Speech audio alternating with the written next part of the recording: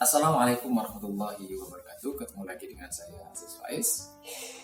Kali ini saya akan membicarakan mengenai suatu teori yang sangat penting di dalam ilmu sosiologi agama, yaitu teori agama sebagai motif dari tindakan sosial yang lahir dari seorang ilmuwan dan seorang sosiolog terkemuka namanya Max Weber.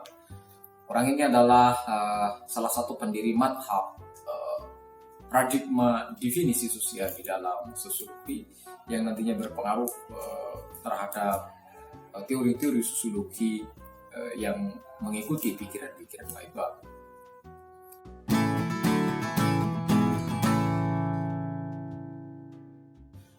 Max Weber ini adalah seorang ilmuwan yang lahir di Jerman, tepatnya pada 21 April 1864 dan juga meninggal di Munchen, Jerman 14 Juni 1920. Latar belakang pendidikannya, Weber ini termasuk ahli hukum sebenarnya, kemudian dia ahli juga di bidang sosiologi dan administrasi negara. Di dalam sosiologi banyak melahirkan karya-karya di bidang sosiologi agama, bahkan beberapa ilmuwan menjulukinya sebagai bapak sosiologi agama. Buku-bukunya Weber yang banyak berpengaruh dalam teori-teori sosiologi agama adalah hasil riset dia di Calvin, di aliran di Protestan Calvinis, dan melahirkan karya maha besarnya yaitu The Protestant Ethic and the Spirit of Capitalism. Buku ini nantinya menjadi landasan cara berpikir dia menemukan rasionalitas dibalik lahirnya kapitalisme dan tindakan-tindakan sosial. Di sini nanti dilihat bahwa agama mampu mempengaruhi dan memberikan motif terhadap lahirnya tindakan-tindakan sosial manusia atau seseorang dan juga lahirnya kapitalisme di Eropa. Sebelum memasuki teori agama di dalam pikiran Weber, mari kita lihat dulu konsepsi umum tentang pikiran-pikiran Weber. Weber itu mendasarkan teori-teori sosiologinya pada rasionalitas, merasakan pada ide, pada pemikiran. Teori ini sebenarnya membantah pikiran-pikiran Durkheim yang melihat bahwa tindakan manusia itu lebih banyak dipengaruhi oleh sesuatu di luar dirinya, sehingga manusia itu tidak punya basis rasionalitasnya dan juga tidak punya basis perasaannya untuk memilih tindakan-tindakan tertentu, sebab tindakannya itu sudah dipaksa melalui aturan-aturan di luar dirinya berupa norma dan struktur masyarakat atau kesepakatan masyarakat yang ada di luar diri manusia. Itu adalah konsepsi umum mengenai sosiologinya Weber. Sekarang mari kita lihat tentang bagaimana mungkin agama menjadi motif dari tindakan sosial. Teori ini berakar dari, seperti yang saya kemukakan sebelumnya, bahwa teori ini berakar dari riset dia di Calvinus. Kenapa dia perlu kita ketahui dulu mengapa dia kemudian riset di Calvin ini bisa kita telusuri dari kedekatan Weber dengan Calvin. Keluarganya adalah keluarga berlatar belakang Protestan. Ibunya termasuk penganut Calvin yang taat, dan Weber tentu memiliki kedekatan dengan itu.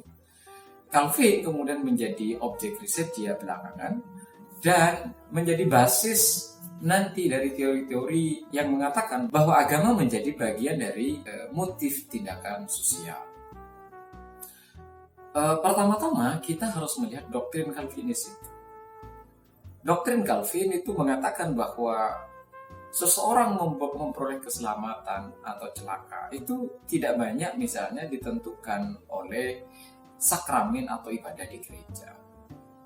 Kenapa? Karena keselamatan itu nanti banyak diperoleh dari kerja individu di dunia yang seolah-olah ia memperoleh keselamatan dengan penguatan karakter moral. Karakter moral ini nanti yang disebut dengan asketisme yang ditunjukkan dari aktivitas keduniaan ini. Jadi teologi kaum Calvinis ini misalnya mengatakan bahwa seseorang ditakdirkan ke surga atau ke neraka. Cara tahu bahwa kita ke surga atau ke neraka itu ditentukan oleh bagaimana kita di dunia, bagaimana tindakan kita di dunia. Hal ini nanti misalnya bisa diperoleh misalnya dari doktrin-doktrin yang atau sistem ajaran yang ada di Calvin. Nah, Pertanyaan yang perlu kita ajukan, mengapa Calvin dikaitkan dengan etos kerja dan dikaitkan dengan proses tindakan dan bahkan dikaitkan dengan kapitalisme? Mari kita lihat ajaran-ajaran yang ada di dalam Calvin. Begini, pertama, doktrin atau ajaran tentang dosa. Selama ini misalnya, kalau di luar Protestan, dosa itu nanti bisa dibersihkan melalui permohonan maaf atau permintaan ampun, atau dalam tanda petik taubat ya, yang dilakukan misalnya kepada pemimpin gereja atau pendeta. Tapi di Protestan, seseorang untuk diketahui dia dimaafkan oleh Tuhan atau tidak, itu bergantung pada Tuhan itu sendiri. Dan dia diketahui Tuhan memaafkan seseorang itu diketahuinya tidak di dunia ini, tapi nanti ketika di akhirat. Doktrin tentang dosa yang seperti ini itu membawa manusia atau penganut Calvin untuk bekerja sebaik-sebaiknya, bagaimana bekerja dengan semangat dan sebaik mungkin agar nanti dosanya bisa diampuni. Jadi ada dosa itu kan perasaan bersalah. Perasaan bersalah ini orang-orang Calvin tidak mengetahui kapan itu akan dimaafkan. Orang Calvin akan mengetahui dimaafkan oleh Tuhan itu nanti setelah di akhirat atau setelah kematian nanti. Karena itu semasa hidup itu harus diorientasikan untuk bekerja dengan baik agar nanti dengan pekerjaan yang baik ini dia nanti akan mengetahui Tuhan itu mengampuni dia atau tidak. Ini doktrin yang pertama tentang doktrin dosa. Yang kedua, karena perasaan bersalah tentang dosa yang belum diketahui kapan akan dimaafkan, maka energi itu dialihkan untuk bekerja keras. Dan di dalam Calvin juga ada ajaran, ada teologi yang mengajarkan bahwa Tuhan menyukai orang-orang yang bekerja keras. Tuhan menyayangi orang-orang yang bekerja keras. Karena itu energi tadi yang mengatakan bahwa dosa itu belum tahu kapan akan diampuni, dialihkan untuk kemudian bekerja keras sebaik mungkin untuk mendapatkan pengampunan Tuhan nanti setelah di hari kemudian. Itu yang kemudian disebut sebagai Protestan work ethic. Jadi ini etika bekerja di dalam Protestan. Sebab kenapa?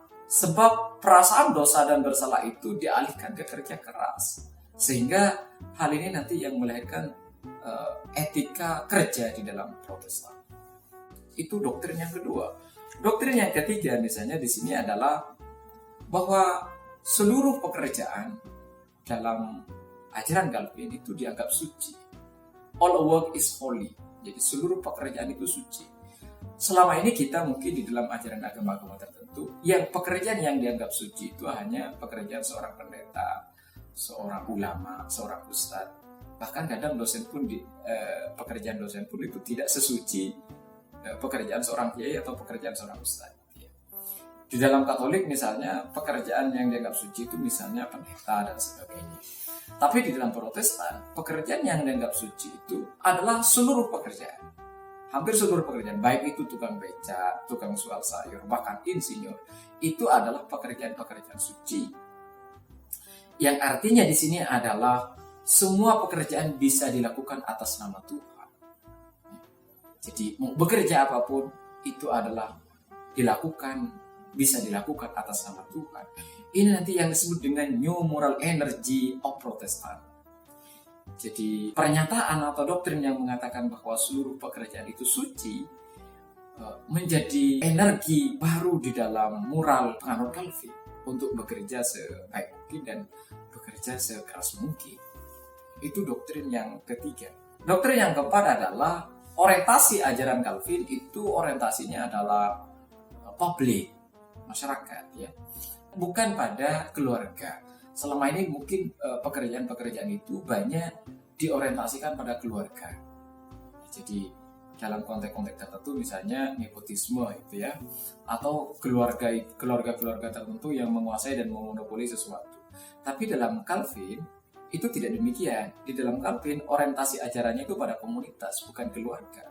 Energi diarahkan pada komunitas, bukan pada keluarga. Kenapa hal itu terjadi karena kemudian bekerja itu diarahkan pada ketanpa pemberian, yang ketanpa pemberian itu nanti diarahkan juga pada kepentingan-kepentingan publik. Ini nanti juga yang mendorong lahirnya kapitalisme itu. Ajaran yang kelima misalnya dalam Calvin itu adalah ajaran ketidakpercayaan pada apa yang disebut dengan mukjizat. Tentu mukjizat yang dimaksud dalam konteks ini adalah kalau Anda kemudian memohon kepada Tuhan gitu ya, maka Tuhan kemudian akan memberikan Anda kekayaan yang melimpah dengan secara tiba-tiba. Hal itu tentu tidak dipercayai di dalam Calvin. Jadi there are no miracle, kira-kira gitu ya. Tidak ada ajaran yang kemudian percaya terhadap mukjizat. Karena tidak ada kepercayaan terhadap mukjizat itu, maka orientasi kerja dari Calvin, dari penganut Calvin adalah orientasi pekerjaan yang rasional, diarahkan pada proses-proses pengetahuan, penemuan-penemuan pengetahuan. Orientasi pekerjaannya adalah orientasi pengetahuan dan rasionalitas. Karena tidak ada mukjizat itu. Yang ada adalah bagaimana kita bekerja sebaik mungkin dan menemukan berbagai penemuan-penemuan baru. Itulah kemudian yang melahirkan nanti teknologi-teknologi baru. Ini yang menjadi kemudian basis rasionalitas dan menjadi basis dari tumbuhnya Calvinis. Kenapa? Karena tidak ada kepercayaan terhadap mukjizat itu, maka yang dipercayai nanti dalam konteks keekonomian adalah investasi. Ya. Jadi ketiadaan percaya terhadap mukjizat itu mengalihkan pada orientasi bagaimana menemukan penemuan-penemuan baru dengan basis pengetahuan, rasionalitas, yang itu nanti pada akhirnya melahirkan penemuan-penemuan termasuk teknologi dan mengorientasikan nanti pada investasi. 5 doktrin Calvin ini nanti yang kemudian menjadi motif dari tindakan sosial penganut Calvin di dalam ajaran Protestan dan melahirkan kapitalisme. Implikasi dari ajaran itu adalah menumbuhnya etos kerja pada komunitas Protestan guna merebut kehidupan dunia dengan sukses. Ukuran sukses dunia juga merupakan ukuran sukses di akhirat. Kenapa? Karena tadi doktrinnya awal mengatakan ajaran tentang dosa itu tidak diketahui kapan diampuninya oleh Tuhan, karena pengampunan dosa itu hak prerogatif Tuhan. Berdoa bisa dilakukan kepada Tuhan, dan kapan Tuhan mengampuni itu adalah bergantung kepada Tuhan. Kapan diketahuinya Tuhan itu mengampuni adalah nanti ketika di akhirat. Karena itu penganut Calvin berlomba-lomba bekerja dengan sebaik mungkin untuk kemudian menumbuhkan etos kerja dan mendapatkan pengampunan dari Tuhan. Dalam Calvinisme mengajarkan bahwa untuk beribadah kepada Tuhan perlu kemudian adanya etos kerja. Ya, jadi untuk memastikan ampunan Tuhan, satu melahirkan etos kerja, berperilaku hemat, ya, mengembangkan pikiran yang rasional. Etika semacam ini yang kemudian disebut dengan spirit kapitalisme. Ya. Jadi di dalam proses ajaran Calvin ini, bahwa ajaran-ajaran ini mampu mempengaruhi tumbuhnya kapitalisme. Asketisme individu, asketisme itu semacam kesubutan, semacam kesalehan, gitu ya. Inilah yang kemudian mendorong tindakan sosial penganut Calvin untuk bekerja keras untuk memperoleh kasih sayang Tuhan atau keselamatan dunia dan akhirat, sehingga menghasilkan dampak kapitalisme. Jadi bekerja keras itu adalah bagian dari panggilan Tuhan. Bekerja keras adalah proses calling, atau yang disebut oleh Weber dengan asketisme das Beruf, bekerja atas panggilan Tuhan. Asketisme Calvinis dan kapitalisme, bagaimana kita nanti mengaitkannya? Jadi etika Protestan khususnya Calvinisme merupakan salah satu faktor penyebab dari kemajuan atau kebangkitan kapitalisme rasional di Eropa. Bisa kita lihat misalnya pertama praktek askesi, praktek kesalehan, praktek kesubudan di mana bekerja atas panggilan Tuhan itu merangsang dan mendukung perkembangan ekonomi dan kapitalisme. Tadi dikatakan dengan 5 doktrin dari kapitalisme itu mampu mendorong terhadap lahirnya kerja keras dan etos kerja. Yang kedua, etos kerja yang tinggi untuk mengakumulasi modal di satu sisi dan menghindari cara hidup boros di sisi yang lain dilihat sebagai upaya menjawab panggilan Tuhan. Jadi etos kerja yang tinggi yang didorong oleh agama itu adalah bagian dari bagaimana kemudian nanti mengakumulasi modal. Di sisi yang lain itu juga bagian dari bagaimana hidup berhemat dan tidak boros. Dan ini nanti yang disebut dengan menjawab panggilan Tuhan itu sendiri.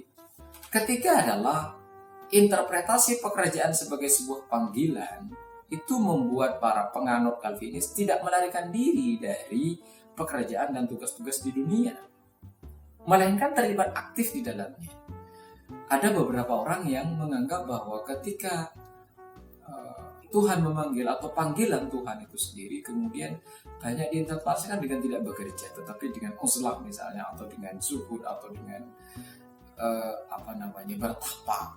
Tetapi di dalam konteks ini panggilan Tuhan itu justru membangkitkan etos kerja dan melibatkan penganut Calvin di dalam proses-proses pekerjaan keseharian dan pekerjaan-pekerjaan dan tindakan-tindakan lainnya. Jadi membawa penganut Calvin itu aktif kemudian di dalam dunia sosialnya, bukan menghindarinya. Yang keempat adalah ajaran mengenai dosa atau ajaran mengenai takdir seperti ajaran predestinasi dan ajaran mengenai keselamatan manusia merupakan hak prerogatif dan wewenang mutlak Tuhan. Di satu sisi, dan manusia bisa meramal bahwa ia dipilih Tuhan untuk diselamatkan atau tidak menurut keberhasilannya di dalam pekerjaannya. Jadi dalam konteks ini Tuhan memilih kita bakalan selamat atau tidak itu bergantung pada keberhasilan pekerjaan kita di dunia ini. Nah, hal ini nanti teman-teman sekalian berdampak pada bagaimana penganut Calvinis gigih bekerja untuk meyakinkan diri bahwa ia diselamatkan. Jadi doktrin keselamatan, doktrin tentang dosa justru di dalam Calvin tidak menjauhkan ia dari dunia, justru melahirkan etos kerja dan bekerja keras untuk meraih keselamatan itu sendiri. Kenapa? Karena melihat bahwa pekerjaan itu adalah atas panggilan Tuhan. Bagaimana konsep teori agama sebagai motif? Dengan pendekatan empiris interpretatif atau biasa oleh Weber disebut dengan Verstehens ya, terhadap Calvinis, Max Weber kemudian mengambil kesimpulan bahwa antara agama, dalam hal ini doktrin, ajaran, memiliki korelasi positif dengan tindakan sosial individu dalam masyarakat. Kenapa? Karena di sisi agama, di sini agama menjadi worldview, agama menjadi pola pikir, pola pengetahuan, pola memaknai dan pola melihat dunia. Maka kemudian agama melahirkan etos tindakan manusia tentang dunianya. Itulah mengapa kemudian agama sebagai bagian dari basis ide itu mampu melahirkan tindakan-tindakan sosial. Tindakan kita itu bisa dilihat dari doktrin dan ide-ide keberagaman, terutama dalam konteks ini adalah Calvin. Nah, ini artinya agama berfungsi menjadi motif sosial individu dalam berinteraksi sosial. Sekarang bagaimana konsep agama dan interaksi? Pertama begini, untuk memahami bahwa individu dalam berinteraksi sosial di dalam masyarakat itu, terutama dengan aktivitas ekonominya, maka kita memerlukan apa yang disebut dengan analisis interpretif, analisis pemaknaan, analisis pemahaman. Analisis ini diperlukan misalnya untuk menyelami dan menghayati sejauh mana kondisi dunia batin dan pikiran atau disebut dengan soul and mind individu yang dipengaruhi oleh agama. Ketika secara lahiriah diekspresikan dalam menggerakkan tindakan sosial dalam menghadapi dunia sosialnya. Jadi ketika tindakan sosial atau ekspresi sosial tampak, maka kita perlu memaknai, perlu memahami, perlu menginterpretasi tindakan itu. Sejauh mana tindakan itu misalnya dipengaruhi oleh doktrin atau ajaran agama. Ini nanti memahaminya. Karena itu di dalam nanti analisisnya Weber itu menggunakan analisis interpretif, menggunakan analisis pemahaman yang disebut dengan Verstehen. Maka teman-teman sekalian bisa ditarik kesimpulan, beberapa kesimpulan dari teori Max Weber ini. Yang pertama bahwa pengaruh ide-ide keamanan atau religious idea terhadap perkembangan etos kerja dan kapitalisme Jadi agama sebagai motif dasar dari pengembangan etos kerja dan kapitalisme. Tadi saya di awal sudah menjelaskan misalnya tentang 5 doktrin tadi, 5 doktrin salah satunya misalnya doktrin tentang dosa, ketidakpercayaan terhadap mukjizat itu ya, yang kemudian membawa pada orientasi-orientasi pada penemuan pengetahuan, rasionalitas, dan investasi di dalam ruang ekonomi. Itu yang kemudian religious idea atau pemahaman keagamaan mampu membawa terhadap mempengaruhi dan menjadi motif dari tindakan-tindakan sosial, baik tindakan sosial individu maupun tindakan-tindakan sosial individu yang diarahkan terhadap proses kerjanya di dunia. Yang kedua, kesimpulan yang bisa kita ambil adalah dalam etika agama ada asketisme yang menjadi calling. Jadi ada semacam kesalehan di dunia ini yang itu menjadi panggilan atau panggilan suci di dalam bekerja. Jadi tadi dikatakan bahwa sebenarnya bekerja itu adalah panggilan suci dari Tuhan. Kesimpulan ketiga adalah orientasi hidup manusia ialah kerja keras dan rasionalitas tinggi, disertai dengan sikap asketis dan hemat demi kesuksesan ekonomi yang diyakini sebagai cara untuk memperoleh perkenan atau kehendak atau keselamatan dari Tuhan. Kemudian kesimpulan lain yang bisa kita ambil dari pemahaman Max Weber adalah bersamaan dengan kapitalisme dari agama ini muncullah cara hidup yang baru, yaitu rasional, kalkulatif, yang ini kemudian nanti bisa dikontekkan di dalam kehidupan modern. Ini nanti teori ini juga dibawa, rasionalitas ini juga nanti dibawa di dalam menumbuhnya kapitalisme, rasionalitas ini juga dibawa nanti di dalam birokrasi, di dalam pemikiran Max Weber. Jadi dari kesimpulan ini dapat diketahui bahwa teori tindakan sosial atau agama sebagai motif tindakan sosial itu bisa menemukan basis rasionalitasnya di dalam pikiran Max Weber. Saya kira itu teman-teman sekalian yang bisa saya jelaskan mengenai ajaran atau motif tindakan sosial yang lahir dari agama yang dilahirkan oleh pemikir sosiolog atau bapak sosiologi agama bernama Max Weber. Kalau ada teman-teman sekalian, kalau ada pertanyaan atau banyak hal yang tidak mengerti mengenai istilah-istilah yang ada di dalam penjelasan ini, Anda bisa memberikan komentar dan pertanyaan, bahkan penyangkalan atau koreksi terhadap penjelasan saya di komen di bawah ini, dan nanti akan saya balas melalui diskusi di kolom komen maupun nanti akan saya jawab melalui video baru. Terima kasih, itu yang bisa saya sampaikan. Jangan lupa bahagia. Assalamualaikum warahmatullahi wabarakatuh.